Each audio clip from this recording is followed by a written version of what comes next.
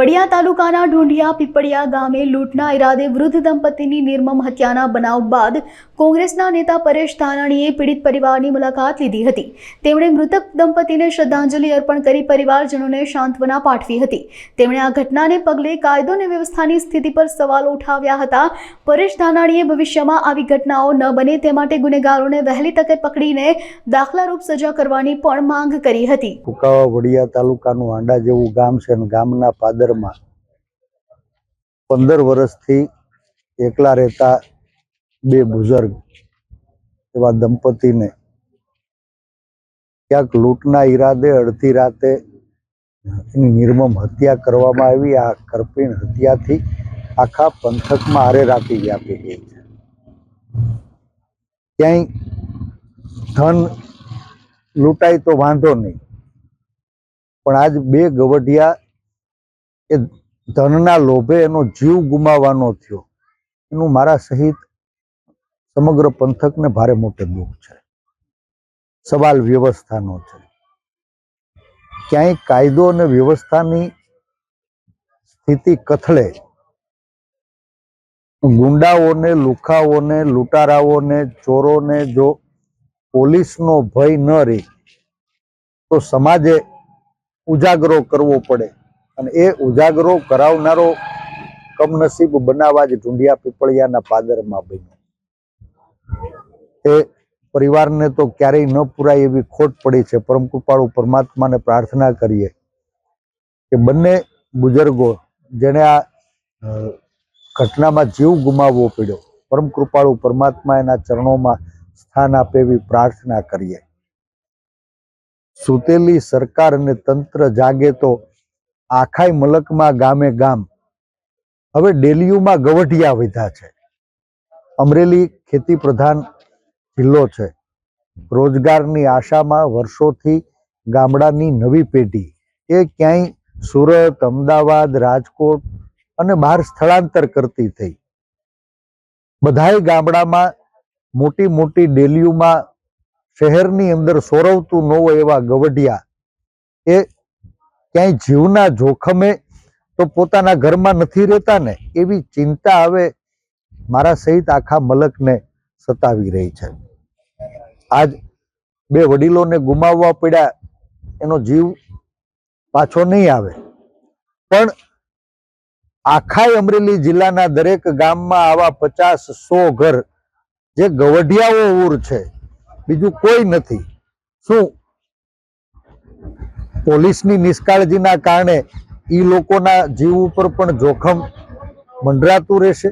એ સવાલ હવે સામાન્ય લોકોની અંદર થઈ રહ્યો છે।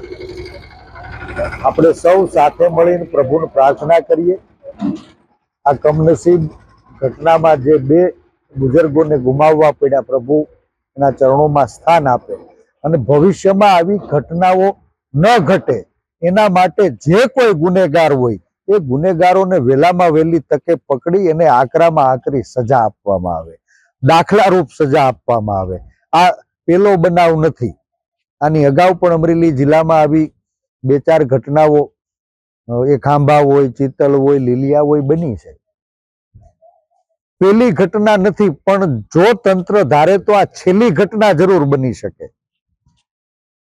ક્યાંય તંત્ર અને પોલીસ તંત્ર એનો ભય પેદા થાય, સુરક્ષા વધારવામાં આવે, ચોકી પેરો વધારવામાં આવે, રાત્રિ પેટ્રોલિંગ વધારવામાં આવે, જે બહારના લોકો ક્યાંય આપણા ગામડાની અંદર ખેતી અને ખેતી વ્યવસાયમાં મજદૂર તરીકે જોડાયેલા છે, એનો આવરો જાવરો હગાવાલા એની નોંધ રાખવામાં આવે।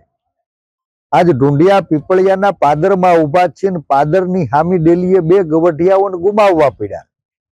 કરોડો રૂપિયાનો ખર્ચો કરીએ છીએ, કમસે કમ ગામડાની મુખ્ય બજારોમાં જો ક્યાંય સરકારે સીસીટીવી કેમેરા ગોઠવા હોત તો આ ગુનેગારોને પકડી શકાયા હોત। લગભગ 17મી તારીખે રાતનો બનાવ છે।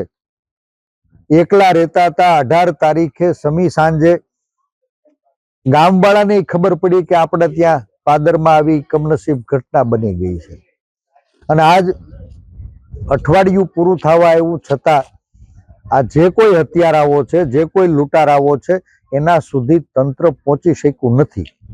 ને તે દિવસે રાત્રે પણ પોલીસ તંત્રને સફાળા જગાડીને સત્વરે ગુનાહિત કૃત્ય કરનારા લોકો સુધી પહોંચવા માટે થઈને કીધું હતું.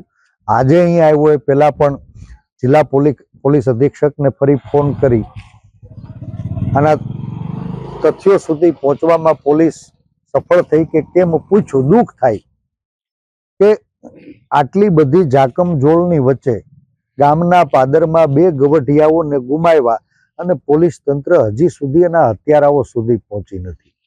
અપેક્ષા રાખીએ કે જે 2 ગવઢિયાઓને ગુમાવ્યા છે એને ન્યાય મળે. ભવિષ્યમાં આવી ઘટનાઓને રોકવા માટે જે કોઈ ગુનેગારો હોય એને કડકમાં કડક સજા મળે અને એ ગુનેગારો પકડાય નહીં, એને કડકમાં કડક સજા ન મળે ત્યાં સુધી જાહેર જીવનના કાર્યકર્તા તરીકે અમારે જ્યાં પણ રજૂઆત કરવાની થતી હશે, લડાઈ લડવાની થતી હશે, સરકારનો દરવાજો ખટખટાવવાનો થતો હશે તો નિષ્ઠાપૂર્વક એ ફરજ અમે સૌ નિભાવવાના છીએ અને અપેક્ષા રાખીએ કે ભવિષ્યમાં આવી ઘટનાઓને રોકવામાં આપણને સૌને સફળતા મળે.